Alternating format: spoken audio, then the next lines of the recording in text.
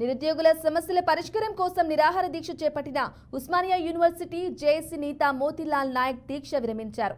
Group 2, group 3 ఉద్యోగాలు పెంచడంతో పాటు గ్రూప్ 1లో భర్తీ చేయాలన్నది మోతీలాల్ డిమాండ్ చేస్తూ గత 9 రోజులుగా గాంధీ ఆసుపత్రిలో దీక్ష చేస్తున్నప్పటికీ ప్రభుత్వం నుంచి ఎలాంటి స్పందన రాలేదు.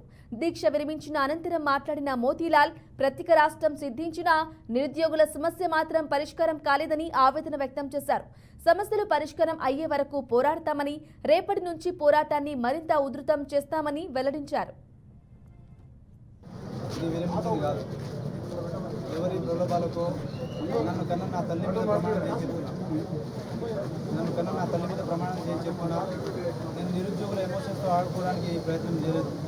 వాళ్ళకి న్యాయం చేయాలని చెప్పేసి నా తల్లి మీద ప్రమాణం చేసి చెప్పుకున్నా. నేను ఏ ప్రలోభాలకు విరమణ చేయలేదు. నా ఆరోగ్యం సహకరించలేదు.